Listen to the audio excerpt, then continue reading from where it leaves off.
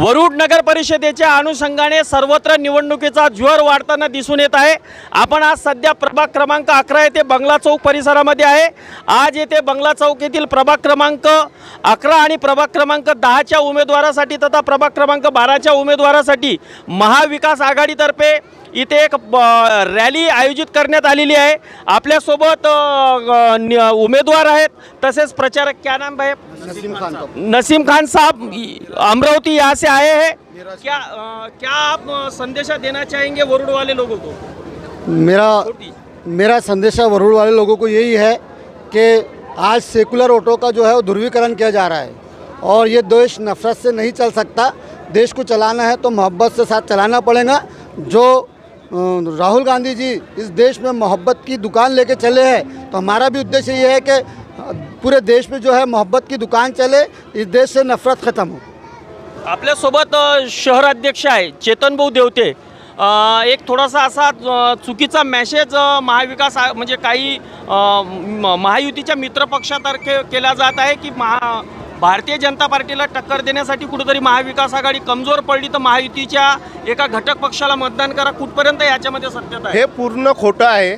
आता काही जण मेसेज करून राहिले आहेत, ते दुसरेच लोक, मी नाव कोणाचं घेणार नाही। ते म्हणते चेतन देवते का चाचा कांग्रेस से खड़ा है, बाबा इंगड़े का लड़का सॉरी चेतन देवते का चाचा बीजेपी से खड़ा है, बाबा इंगड़े का लड़का भी बीजेपी से खड़ा है। ये कौन सा ये है?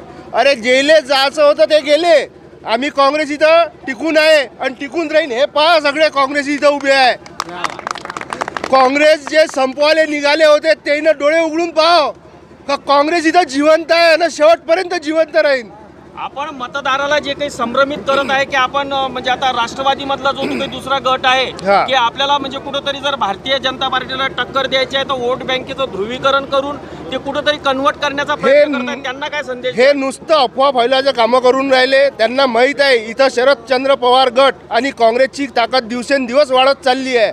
आता आपलं कसं होईल ह्या भीतीने हे अफवा पसरून राहिले, दुसरं काहीच नाही आहे।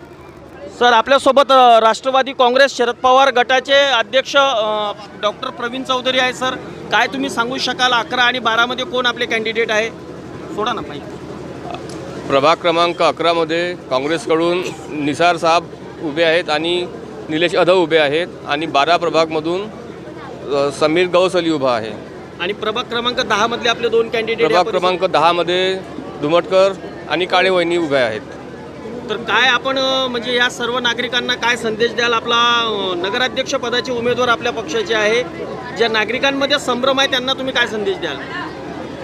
नागरिकांमध्ये जेव्हा आम्ही जात आहोत तर असं कुठल्याही प्रकारचा संभ्रम आम्हाला दिसत नाही।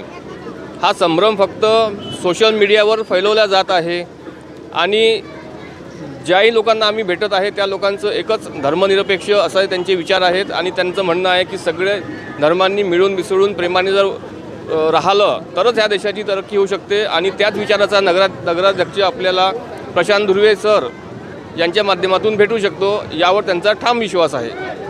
आपल्यासोबत एक प्रचारामध्ये चांगले शायर आलेले आहे। एक शायरी से इस नसीम खान साहब, एक शायरी से आपकी एक बात इस न्यूज़ की ख़त्म करना चाहेंगे?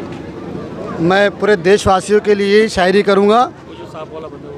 हवाएं नफ़रतों की चल रही है रोज़ भारत में, मोहब्बत भाईचारा के वो सुहाने दिन लौटा दो।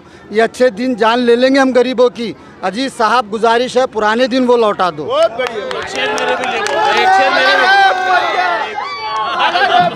बंगला चौकामध्ये महाविकास आघाडीचा प्रतिसाद उत्तम प्रमाणात दिसून येत आहे। कोणत्याही अफवाला आणि जे काही पसरवल्या जात आहे त्याला बळी न पडता महाविकास आघाडीच्या मतदारांनी महाविकास आघाडीच्या पाठीमागे उभे राहावं, हा संदेश इथून सर्व पदाधिकाऱ्यांनी दिलेला आहे। पाहत राहा अशा बातम्यासाठी राहुल जाधवसह स्वप्नील आजनकर, वरुड।